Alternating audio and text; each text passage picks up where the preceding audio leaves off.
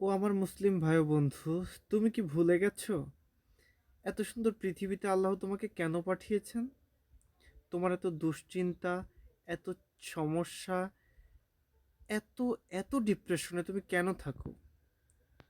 একটিবার চিন্তা করো, এই পৃথিবীটা তোমার জন্য এতটা সুন্দরভাবে সাজানো হয়েছে কেন? এই পৃথিবীতে আমরা কেন এসেছি? এই প্রশ্নগুলো যখন তুমি নিজেকে করবে, তখনই আসলে উত্তরগুলো পাবে।